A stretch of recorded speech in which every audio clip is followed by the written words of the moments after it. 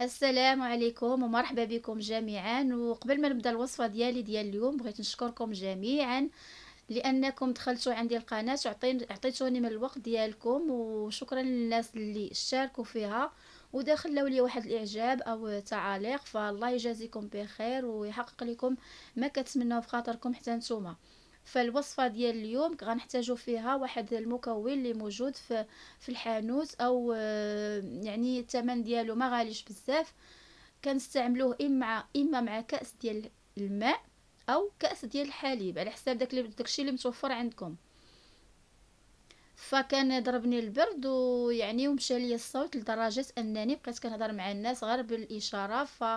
استعملتها فقط في يومين ورجع لي الصوت ديالي وحتى الكحه تشافيت منها الحمد لله. ما بقاش ديك الكحه صعيبه عندي، يعني خفات عليا الحمد لله. فغناخد جوج حبات ديال هولز، داك هولز الاسود اللي كيتباع في الحانوت. اما كتاخدو هاد الكبيره بربعة دراهم، اولا دوك كتباع وحده يعني بعشرة دريال هنا في المغرب. كتاخدو معاها واحد 7 ديال الحبات ديال القرنفل او المسمار كيف ما تيقولوا ليه في الدول العربيه. كناخد داك الكاس ديال الحليب او كيف قلت يعني فقط كاس ديال الماء. كنديرو فوق النار، غنضيف عليه جوج حبات ديال هولز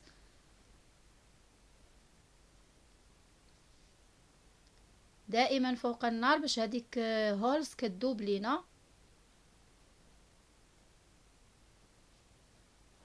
فهاد الوصفه غادي نتاخدوها مباشره قبل ما تمشيو تنعسوا، يعني قبل النوم مباشره، حتى كتغسلوا تساليو تبغيو تدخلوا للفراش عاد كتشربوها. اذا الكاس ديال الحليب، جوج هورس وسبعة ديال القرنفل.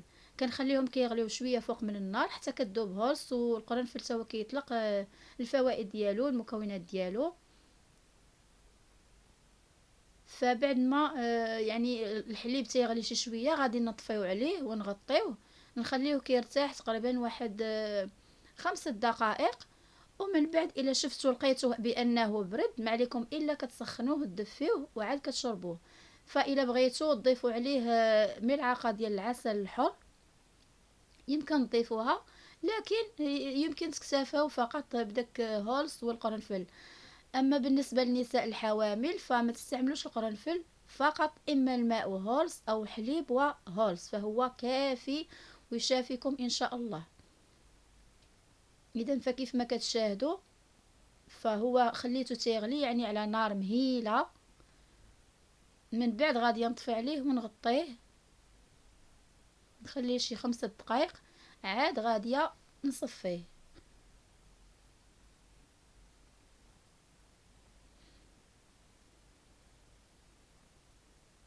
فنتمنى انكم تجربوا هذه الوصفه ونتمنى لكم الشفاء العاجل ان شاء الله.